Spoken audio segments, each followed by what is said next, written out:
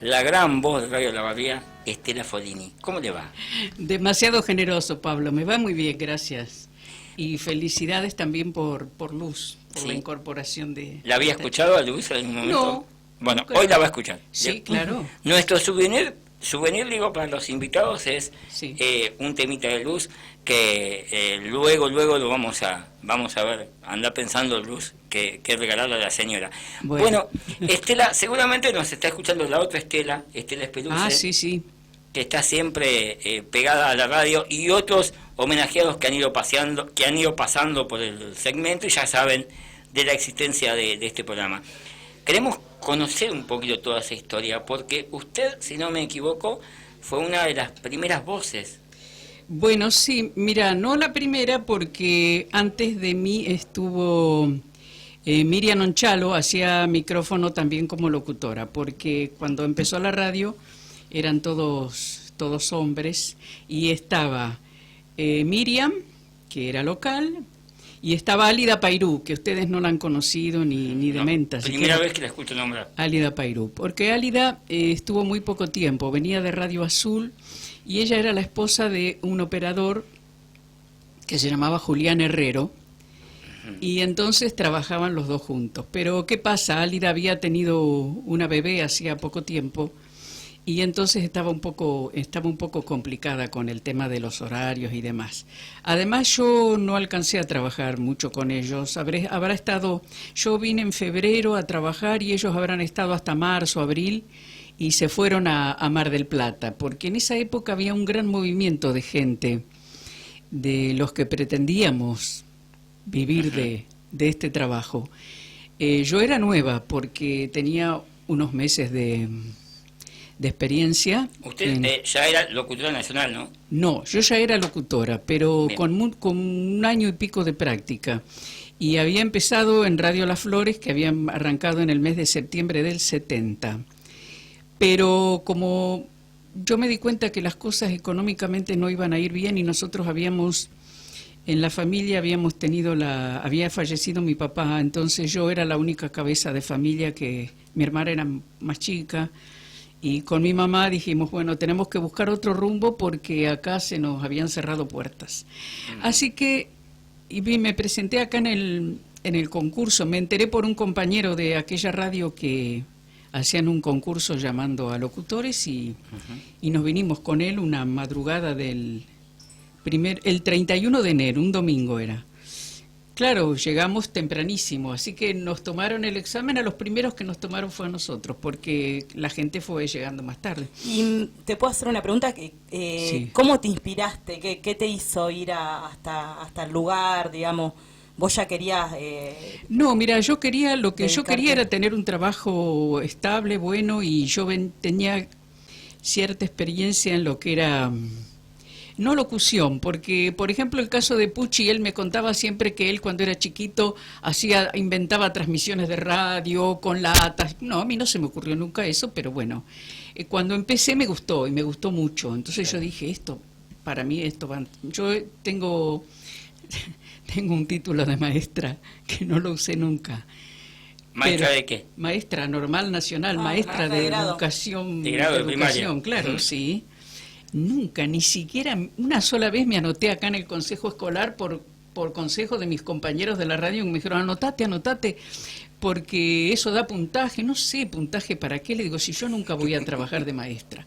No, dice, pero anotad. Bueno, yo fui y me anoté, una única vez, nunca más. Y yo no quería trabajar de maestra. Lo que pasa es que cuando vos vivís en una ciudad chica, con las únicas opciones que hay son estudiar bachillerato, comercial o maestra. Claro. Mis padres, que eran gente de trabajo, pero que tenían cierta perspectiva de futuro, me dijeron, no, vos estudiás maestra, porque yo mercantil no me gustaban, los números nunca me han gustado. Dice, perito mercantil, si no, no me gustaba.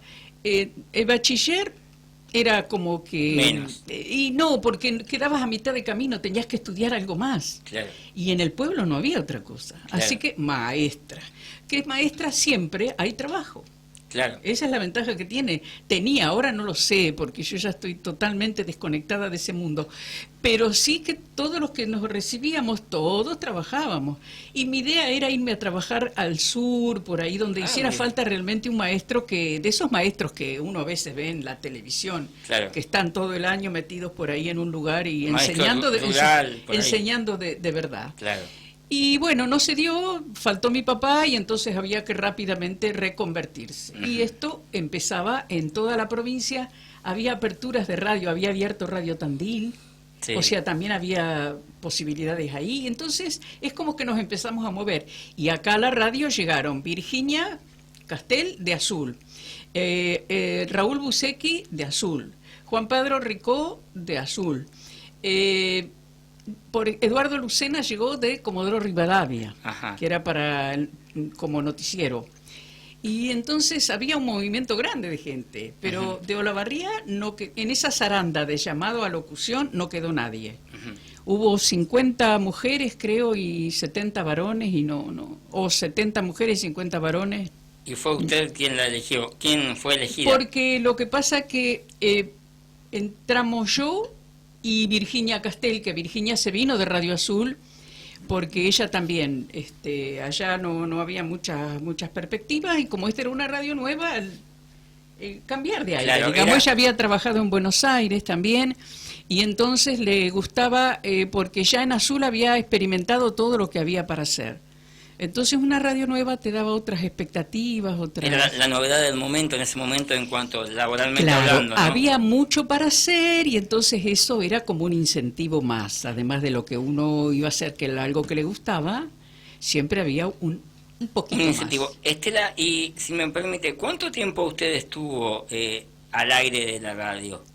Porque hoy en día está inactiva. Sí, no, ya no más. Yo estuve trabajando en relación de dependencia hasta el 79. Del 79 al 84 seguí trabajando con Puchi Rodríguez. Y entre el 82 y 84 también estuve en relación de dependencia. Después me echaron, después volví, hizo falta gente. Yo ya no... Esas burocracias de los trabajos, sí. No, ya se complicó la cosa cuando la radio se hizo cargo la señora de Fortavalla, se complicó mucho la cosa. ¿Y tiene usted algún recuerdo, alguna anécdota que le haya gustado, que quisiera hoy en día volver a vivir de esos años de radio? Mira, no sé, porque es como que uno va viviendo la vida en etapas y siempre parece que esa fue otra vida. Era otra vida, otra situación.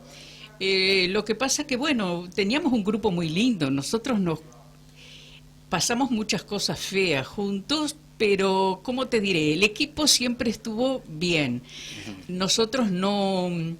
tratábamos de estar juntos, de no pelearnos entre nosotros, porque claro, muchas veces la situación hace que por distintos cambios, distintos puntos de vista, la política, la situación laboral misma, por ahí uno empieza a tener roces con los compañeros, y no era así. Las mujeres, por ejemplo, nos llevábamos re bien. Cuando después entró María Estela Espeluce, también vino Celia Fernández en algún momento, que venía de Radio Azul, también buenísima. Hilda Sagrario, que era mi paisana, porque también es de Las Flores, como yo, pero ella empezó muchos años antes que yo, y buenísima persona también, Carmen Jiménez. Éramos un grupo grande de mujeres en algún momento, pero no teníamos problemas entre nosotras, porque eso siempre era lo que daba fricciones, y por ahí alguien se creía que era el papa de la locución o de las noticias, y no, ahí todos trabajábamos en conjunto y nos ayudábamos unos a otros. Y dígame, ¿qué es lo que ha hecho usted a modo de consejo o lo que usted, como quiera titularlo, a los jóvenes de hoy en día? Porque reconozco que tiene la misma voz. Yo la he escuchado en Radio Olavarría cuando yo era chiquitito, y tiene la misma voz, conserva el mismo timbre. Y lo que pasa ¿Eso es que tiene un ejercicio? No, eso es natural. Es natural, pero es natural y es de familia también, porque mi sobrino es Juan Pablo Villeres, posiblemente lo conozcas. Bueno, Juan Pablo es gran periodista. Bueno, y él también tiene una buena voz, y sin embargo no ha hecho grandes esfuerzos para lograrlo, pero Sí, posiblemente. Lo único, a mí me da mucha pena que estén desvirtuando tanto el idioma castellano. Hemos luchado tanto los locutores viejos por mantener el idioma vivo y por no inventarnos cosas y por decir las palabras correctamente y no hacer unos entuertos entre ingleses, franceses y la verdad un cocoliche. Sí, y siempre nos consideramos que era parte de nuestra obligación mantener el idioma bien, porque del otro lado, como vos decís, que escuchabas de chiquito, hay mucha gente, hay chicos que por ahí en la casa está la radio prendida porque claro que sí, lo usan como música ambiental o como sonido de fondo, y si escuchan hablar mal, ¿qué va a ser de ellos? Sepa usted que ustedes fueron un poco nuestros modelos, tanto de radio como en televisión, cuando los veíamos expresarse, cuando los veíamos caminar. Muchos que en nuestra infancia éramos tan solitarios que solo la radio o la tele nos acompañaba, aprendíamos de eso. Y ustedes no se han dado cuenta la cantidad de gente que han ayudado así. Lo que pasa es que antes también la Sociedad Argentina de Locutores mandaba unos boletines a las radios con palabras nuevas o palabras que ellos habían notado que se decían mal. Ajá. Entonces, ¿Ahí lo sancionaban? No. Era una guía de cómo se dice tal palabra correctamente de acuerdo al... Porque a veces aparecen a palabras nuevas. Por ejemplo, no sé si en el teléfono lo verás, seguramente la RAE continuamente está informando de términos que va incorporando al idioma español, sí, que tienen que ver con la tecnología. Sí, algunos son discutibles. Claro, pero digo, te explican cómo funciona el tema de la castellanización de las palabras. Y antes se tenía cuidado en que se dijeran correctamente. Y acá había una cosa que era muy graciosa, porque había comercios que tenían nombres en inglés de Olavarría. ¿Y cómo se decía eso? Y la pelea era con los dueños porque querían que se dijera como se escribía. Porque claro, en una ciudad chica la gente conocía el negocio por el nombre que tenía. Claro. Y nosotros empeñados en que no, si estaba en inglés había que decirlo en inglés. Claro. Bueno, la mayoría de las veces ganamos la pulseada, porque como la publicidad salía por la radio y nosotros la decíamos como creíamos que era correcto, entonces terminaron tomando la sopa y aceptando que para ellos era un cambio de importante. Pero claro, eran marcas que eran internacionales y venían a poner un negocio y bueno, puedes decir cualquier cosa. A propósito de esto, aquellos que siguen en Facebook la historia de la radio en Olavarría, hay un video con audio, video porque está la imagen de la radio en calle San Martín, Sí. Pero el audio, que recuerdo que usted me lo pasó, es de el gran locutor Carlos Ricón, que ojalá acepte venir, o por lo menos acepte que le hagamos la nota, donde él ahí educadamente anuncia que es el primer día de transmisión, dice la hora, era sábado también, en aquellos años 70, en aquel año 70, y educadamente invita al oyente a disfrutar de lo que sería desde ese momento Radio Olavarría, y anticipadamente pide disculpas por los errores cometidos por esos días porque estaban haciendo transmisiones de pruebas. Se hacían pruebas al aire, sí, claro. sí. Hoy en día ni disculpa te pide, o sea, si zafa. No, pero además yo creo que no se probaría tampoco, porque había que probar el equipamiento, que es lo que la gente no sabe. La gente escucha la radio pero no sabe. Las máquinas que hacen que la radio funcione, había que probarlas. Y no hay otra. Tenés que hablar, entonces hacían pruebas por la radio. La radio de las Flores también empezó así, con pruebas, y cada tanto una grabación anunciaba que eran pruebas, que la gente perdonara, etcétera, etcétera. Que hoy en día son cuadraditos chiquitos, antes eran roperos y heladeras grandotes con maquinarias que apenas se movían. No, eso eran como heladeras gigantes, como heladeras grandes, una al lado de la otra, varios equipos para mover una transmisión de radio, parece cosa de loco. ¿Se acuerda cuál fue el último programa que hizo en radio?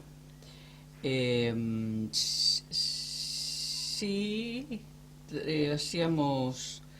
Sí, con la agencia de Virginia Bebeño hacíamos Una Ventana a la Vida los días sábados también, a la mañana, porque yo ya trabajaba en Yoma y entonces no podía nada más que los sábados, porque ya venía complicada. ¿Y le pasaba cuando usted estaba en atención al público, alguien iba a ser atendido por usted y la reconocía? No, porque nosotros, sí, en la radio, la oficina sí, claro. Cuando la escuchaba, digo. Cuando me escuchaban hablar, sí, me decían, ¡ay, yo lo hacía alta rubia! Bueno, no, te has llevado un fiasco, hermano, que ni te cuento. Esa es la magia de la radio. Claro, sí, yo le decía, si fuera todo como ustedes lo imaginan, sería una maravilla. Sí, no, ¿vos lo invitaste a Gerardo Pagano?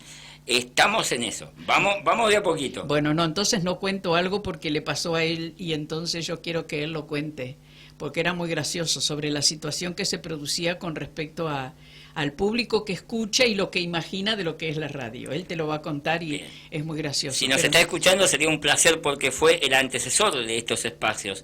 Creo que el último programa de la mañana de Gerardo fue aquí, en esta radio, un día como hoy, sábado. Entonces tiene que venir, sí o sí. Vamos, obviamente. Gerardo, tenés que venir. Él y Susana Chebró. Él y Susana Chebró, que era su compañera. Claro, bueno, pero él, ya te digo, él tiene muchas más anécdotas que contar porque él participaba en unos programas con Airel Juan Ocampo, que era otro locutor de la época de antes, y hacían exteriores a veces y entonces tenían cosas lindas para contar. Yo exteriores hice poco, hicimos en algún momento con Carlos Balada, que fue uno de los locutores que había venido de afuera desde el comienzo. Organizaba bailes y entonces íbamos. Uh-huh. Y algunas veces así, pero a mí no me gustaba mucho el escenario, me daba un poco de vergüenza, porque claro, por ese asunto de que la gente toda te decía, ay, yo la imaginaba así, yo tenía un complejo, ¿qué voy a salir ahí? Se van a reír todos porque van a decir, mirá lo que era. Bueno, eso me habilita a que yo diga que soy rubio de ojos celeste, ¿no? Yo puedo decir eso, porque tal después... Sí, rubio, alto. Sí, todo. Entonces, eso se puede arreglar. A última hora, si te avisan. Les voy a pelo largo. Justo ahora que me corté el pelo largo. Claro, no. Les voy a proponer un desafío compartido y a usted la voy a hacer viajar un poquito en el tiempo. Bueno. Luz Villarroel, sí, así se llama mi compañera, canta. Como los dioses. Qué bien. Una voz que ilumina el estudio, por No me decirlo diga. así, ¿no? Quiero que usted la presente como lo hacía en Radio La Barría. ¿Y qué canta? Folclore. Ay, bueno, no, pero bueno. yo ya había pensado en otra canción. ¿Qué Porque canción? como la escuché que no le gustaba tanto el A folclore, ver. pensé en Amapola. Bueno, la puede presentar sí, así. sí. Sabe que Amapola es un tema tradicional. Internacional. Sí, ¿El sí. Amapola ese? Sí. Sí. Porque, bueno, hay... El que es parecido a Granada, para que Claro, sepa. sí. ¿Lo puede presentar usted?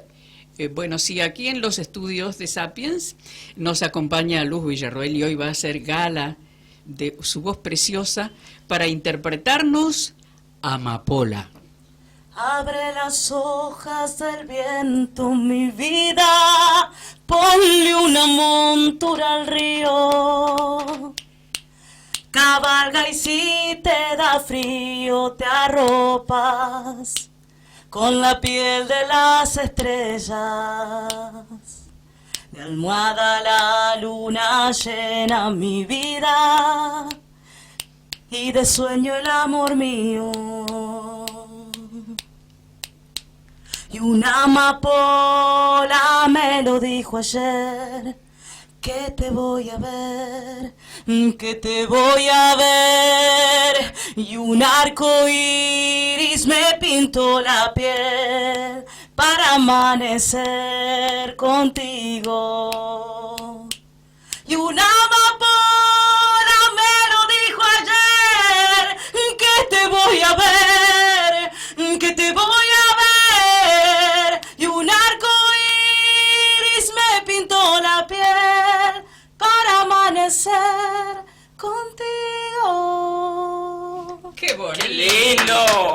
Aplausos, bombos y platillos, como digo ¡Qué siempre. bonito, qué No era- bonito! Realmente una voz preciosa, ¿eh? Fede Rata no era la amapola que pensábamos nosotros. No. Pero está, Yo decía No la sé. que dice Amapola, dignísima Amapola. claro. Ay, no sé cuál es. Amapola, Pero aceptable igual porque- dignísima Amapola. Esa. En tu voz, cualquier tema Ay, es es aceptable. así que- preciosa esa. Gracias. No la conocía. No, yo tampoco. ¿De quién es? De José Luis Guerra. Ajá. Y también hay una versión de Luna Monte y Juan Quinteros, hay una versión de Claro. Candombe. Está muy bien, por eso no, esa me sonó desconocida. Que hablando del candombe, bueno, el 3 de diciembre se conmemoró el Día del Candombe, que mirá. fue el día que demolieron Medio Mundo, que era un conventillo donde vivían los candomberos. Claro. Y ahí es por donde salen por la calle Cuarén, y ahí donde se forman las comparsas. Y eso es cuando Estás los hablando del desalojan. Uruguay, ¿verdad? Sí, cuando los desalojan de ese lugar. Así que bueno. Claro, sí, sí, sí. Estela, un placer haberla tenido en nuestros Bueno, estudios. muchas gracias. Los tiempos de la radio son tiranos. No, sí, sí, sí. Y hay que darle lugar a otros segmentos del programa. Pero quiero que me cuente un poco qué es de su vida hoy, dónde la gente la puede encontrar. En mi casa, barriendo la vereda o haciendo los mandados. ¿A las 6 de la mañana? No, ¿cómo a las 6 de Ah, la no, no, mañana? porque hay hay gente gente que baldea la vereda a las 6 de la No, mañana. yo no. Eso no se debe hacer porque después se resbala uno. No. Espera, digo por no experiencia. vamos a cometer infracciones, no. Eso, y levantarme a las 6 de la mañana, no. Yo, durante todos los años que trabajé en la radio, siempre me tocó abrir transmisión a las 6 de la mañana, firme como un soldadito. Después, en mi trabajo en la oficina pública, a las 7 entraba. Así que el día que el 30 de abril del 2011, que dejé de trabajar en la oficina, a partir de ese día me levanto 8:30, 9 de la mañana, ningún Lindo problema. horario. Algún día van y Estela va a estar durmiendo a las 12 del mediodía, una cosa No, así. no, de ninguna manera.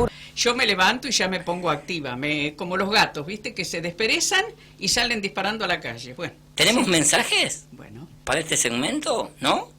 Me había parecido. Bueno, entonces la despido, señora. Bueno, ha sido un placer. gracias. Seguramente hay mucha gente. Bueno, muchas gracias por visitarnos.